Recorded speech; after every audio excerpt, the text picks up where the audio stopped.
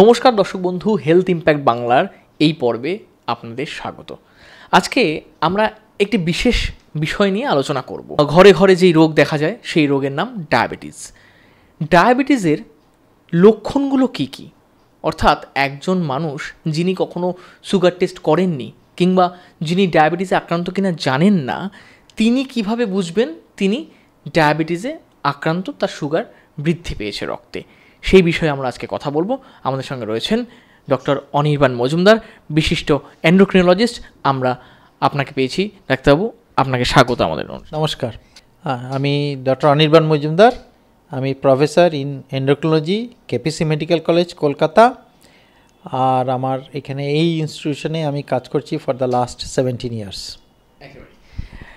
ডাক্তারবাবু, একটা বিষয় নিয়ে যে বিষয়টা আমরা আলোচনায় প্রথমেই বললাম যে ডায়াবেটিসের লক্ষণ, মানে যেই মানুষটা জানেন না তিনি ডায়াবেটিস আক্রান্ত কি না, কিংবা কখনো টেস্ট করেননি, হয়তো কখনো সেভাবে সুযোগই হয়নি, বা তিনি এখনও অবগত নন বিষয়টা নিয়ে, সেই মানুষটা কোন কোন লক্ষণ বা কোন কোন সিমটমস দেখলে বুঝতে পারবেন যে তারও শরীরে সুগার বৃদ্ধি পেয়েছে বা ডায়াবেটিস হতে পারে?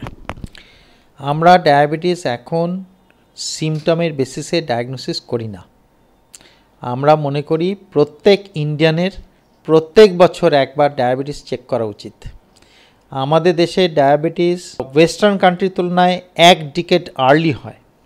সেই ক্ষেত্রে প্রত্যেক ইন্ডিয়ানের জাস্ট ইন্ডিয়ান হওয়ার নাতে বছরে একবার সুগার চেক করা উচিত। Above the age of 30, better above the age of 20, অর্থাৎ 20 বা 30 বছর বয়সের পরে প্রত্যেক বছর আমি আমার ব্লাড সুগার চেক করব। এইটাই হচ্ছে অ্যাডভাইস, এইটাই ডিরেকশন। কিন্তু ডায়াবেটিসের কিছু সিমটম আছে, সেই সিমটমগুলোর একটা ক্লাসিক সিমটম বলি আমরা, সেটা হচ্ছে পলিউরিয়া বা প্রচুর ইউরিন হওয়া, পলিডিপসিয়া মানে হচ্ছে আপনার প্রচুর জল পিপাসা পাওয়া, পলিফেজিয়া মানে প্রচুর খাবার খাওয়ার ইচ্ছে, এবং ওয়েট লস। এই হচ্ছে 4টে ক্লাসিক সিমটম। এই ক্লাসিক সিমটম নিয়ে বেশিরভাগ ক্ষেত্রেই পেশেন্টরা আসে না। এই ক্লাসিক সিমটম অনলি 10% পেশেন্টের হয়। বেশিরভাগ পেশেন্টেরই কাছেই ডায়াবেটিস মোটামুটি সিমটমলেস, কাজে পেশেন্টরা বুঝতেই পারে না যে তার ডায়াবেটিস হয়েছে। যখন চেক করে তখন দেখা গেলো ডায়াবেটিস আছে। বেশিরভাগ ক্ষেত্রেই দেখা যায় একটা সার্জারি করতে গেছে, দেখা গেলো ডায়াবেটিস আছে, কিংবা রুটিন চেক আপ কোনো কারণে করা হয়েছে, তখন দেখা গেলো ডায়াবেটিস আছে। তাই ডায়াবেটিস সিমটম হবে তখন আমি চেক করব, তার মনে হচ্ছে তো অনেক দিন অবধি ডায়াবেটিস রয়েছে কিন্তু সে আনডিটেক্টেড থেকে গেছে, তাহলে কমপ্লিকেশন হয়ে যাবে। সো প্রত্যেক ভারতবাসীর বছরে একবার সুগার চেক করতে হবে। আচ্ছা, এই যে 4টি সিমটমসের কথা আপনি বললেন, এটা কি মানে প্রত্যেক যারা ডায়াবেটিস আক্রান্ত তাদের সকলেরই হবে নাকি? 10%। আচ্ছা, মানে 10% মানুষের ডাক্তারবাবু যেই 4টে সিমটমস বলছেন, এই 4টে সিমটম 10% মানুষের দেখা যায়। 90% লোকের খুব একটা সিমটম থাকে না। 90% মানুষের থাকে না। আচ্ছা, এই 4টি সিমটম যেটা বলছেন, এগুলো কোন স্টেজে গিয়ে দেখা যায়? একদম প্রথম দিকেই না, এইটা হচ্ছে আপনার যখন সুগার খুব বেশি হবে তখন হবে। তার মানে পেশেন্টের ব্লাড সুগার লেভেল তখন হয়তো 300, 400, 500 এই লেভেলে চলে গেছে, তখন ন্যাচারালি সিমটম হবে। তো সিমটম তো যখন ব্লাড সুগার আপনার 200 হয়েছে তখন তো সিমটম নেই, তখন পেশেন্ট দিব্য আছে, 200 সিমটম নিয়ে 200 সুগার নিয়ে ঘুরে বেড়াচ্ছে, সে নিজেও জানে না তার ডায়াবেটিস আছে। এদিকে সুগারটা বেশি থাকার কারণে তার নানা রকম কমপ্লিকেশানগুলো ধীরে ধীরে সেট করছে। এবার আপনি যখন বসে আছেন, আপনি সিমটম যবে হবে তবে আমি মাপবো। এবার ন্যাচারালি 5 বছর কি 10 বছর আমরা মনে করি পেশেন্টের যখন ব্লাড সুগার মাপ হয় তার আগে অলরেডি 7 বছর তার ডায়াবেটিস ছিল। তার মানে আপনি যখন মাপছেন তখন তো তার 5 থেকে 7 বছর অলরেডি ডায়াবেটিস পুরনো হয়ে গেছে। 5 থেকে 7 বছরে তার যে অর্গান ড্যামেজ, সে অর্গান ড্যামেজ কিছুটা হয়ে গেছে, এবার আপনি চিকিৎসা শুরু করলেন। সো এই অ্যাপ্রোচটা ভুল বা রং। লোকে মনে করে ডাক্তাররা খালি টেস্ট করায়। টেস্ট করানোর উদ্দেশ্য হচ্ছে এইটাই যে যাতে নাকি ডায়াগনোসিসটা আর্লি হয়। সেই জন্য আমরা সবসময় বলি যে ডায়াবেটিস প্রত্যেক মানুষের এভরি ইয়ার একবার করে চেক করো। যবে থেকে ধরা পড়লো তবে থেকে চিকিৎসা শুরু হয়ে যাবে, তাহলে অর্গান ড্যামেজ হবে না, পেশেন্ট ভালো থাকবে। তাহলে এই ডাক্তারবাবু আপনি বলছেন সিমটমস প্রথম দিকে দেখা যায় না, যার সুগার বেড়ে গেছে তারও কোনো রকম লক্ষণ দেখা যাচ্ছে না, কিন্তু থাকে না। কিন্তু বাচ্চাদের ক্ষেত্রে খুব তাড়াতাড়ি সিমটম আসে। এটা আমি যেটা বললাম সেটা অ্যাকচুয়ালি বড়দের ক্ষেত্রে, কারণ 90% ক্ষেত্রেই তো মানে বড়দের ডায়াবেটিসটাই আমরা ডিল করি। বাচ্চাদের diabetes type 2 diabetes, type 1 diabetes very rare. Total diabetic পপুলেশনের 5% কি 10% হয়তো টাইপ 1 ডায়াবেটিস, তো তাদের পপুলেশনটা খুব কম, সেই জন্য ওইটার মধ্যে আমি আর যাচ্ছি না। আমি যা বলবো সব টাইপ 2 ডায়াবেটিস নিয়ে বলছি। তাহলে এই যে বলছেন আপনি প্রথম দিকে কোনো সিমটমস থাকে না, অ্যাসিমটোমেটিক, এবং পরে এই 4টি যখন সিমটমস দেখা যায় তখন হয়তো অনেকটা দেরি হয়ে গেছে, তখন হয়তো ডায়াবেটিস অনেকটা বেড়ে গেছে।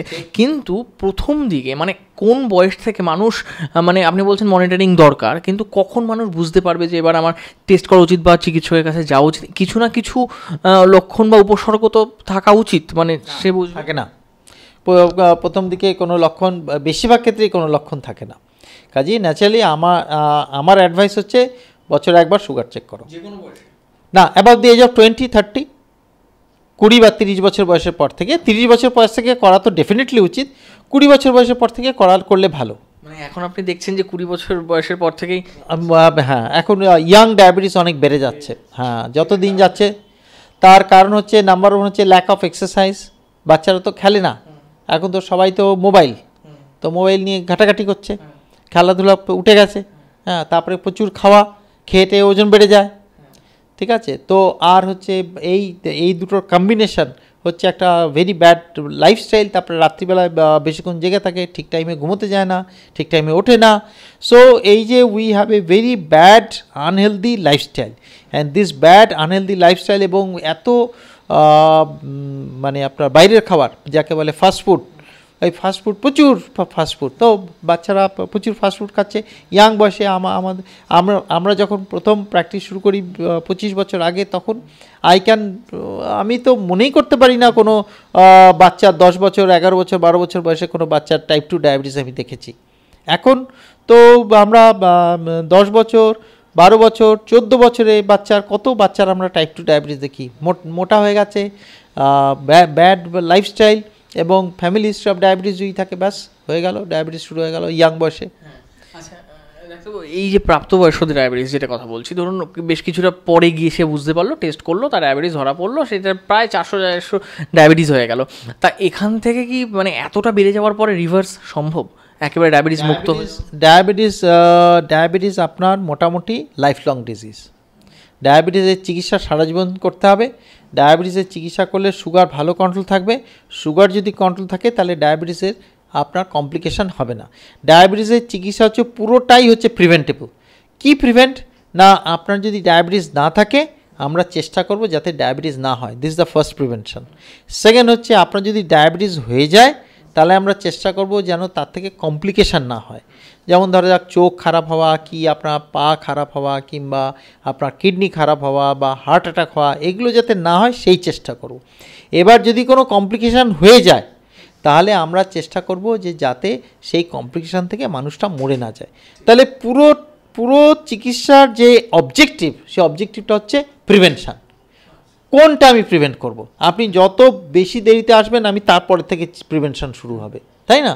তো ন্যাচারালি যত আর্লি আসবেন তত তাড়াতাড়ি ন্যাচারালি আপনি তত বেশি ভালো থাকবেন।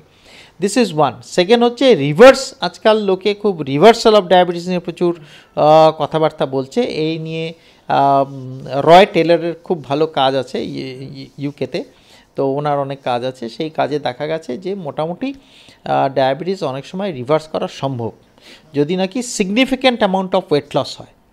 Significant amount of weight loss মানে মোটামুটি আপনার 20 থেকে 25 কিলো ওয়েট লস করতে হবে। সো 20 থেকে 25 কিলো ওয়েট লস করা তো ইজি না। একটা হচ্ছে যে খুব লো ক্যালোরি ডায়েট দিয়ে করানো যেতে পারে, আর একটা হচ্ছে যদি ব্যারিয়াট্রিক সার্জারি করে। সো এই দুটো মেথড আছে। এই দুটো মেথডে একটা হিউজ ওয়েট লস যদি হয় তাহলে পরে দেখা গেছে 60 to 80% পেশেন্টের ডায়াবেটিস রিভার্সাল হয়, for at least for the time being. অন্তপক্ষে তারা ওষুধ মুক্ত হয়ে যান, মানে ওষুধ লাগে না ডায়াবেটিস কন্ট্রোল করতে গেলে। কিন্তু তাদের ডিউরেশন অফ ডায়াবেটিসটা খুব ইম্পর্টেন্ট। তাদের ডায়াবেটিসের ডিউরেশন অফ 5 ইয়ার্সের কম হয়। 5 ইয়ার্সের কম ডিউরেশন অফ ডায়াবেটিক পেশেন্টের যদি একটা সিগনিফিক্যান্ট ওয়েট লস করানো যায় either by diet or by bariatric surgery, তাহলে পরে একটা ডায়াবেটিস রিভার্সাল হওয়ার সম্ভাবনা থাকে। মানে আপনি বলছেন 5 মানে সুগার ধরা পড়ার 5 বছরের মধ্যে? সুগার ধরা পড়ার নাকি ডায়াবেটিস আক্রান্ত হওয়ার 5 বছর নাকি ধরা পড়ার পরে? ডায়াবেটিস ধরা পড়ার 5 ইয়ার্সের মধ্যে সেক্ষেত্রে রিভার্সালটা সম্ভব, অর্থাৎ হতে পারে। অর্থাৎ প্রফেসর ডক্টর বলছেন যে ডায়াবেটিস রিভার্সাল সম্ভব যদি সেটা সুগার ধরা পড়ার 5 বছরের মধ্যে হয়। ডায়াবেটিসকে সম্পূর্ণ নির্মূল করাও যেতে পারে, যদিও এটা লাইফ লং ডিজিজ, সারা জীবন আপনাকে এটা নিয়ে সতর্ক থাকতে হবে।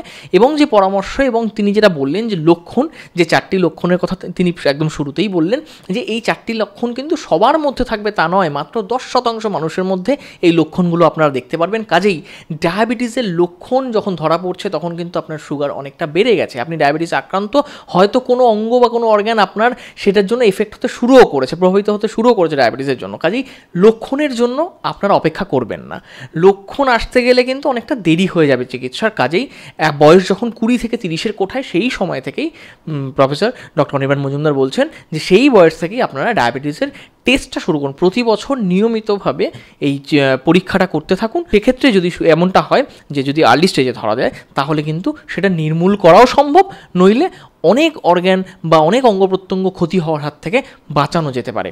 আপনারা ডাক্তারবাবুর পরামর্শ মেনে চলুন। আপনাদের যদি কোনো প্রশ্ন থাকে এই বিষয়ে আমাদের কমেন্ট বক্সে জানান, আপনাদের প্রশ্ন নিয়ে আমরা আসবো ডক্টর অনির্বাণ মজুমদারের কাছে। অনেক ধন্যবাদ দর্শক বন্ধু আমাদের সঙ্গে থাকার জন্য।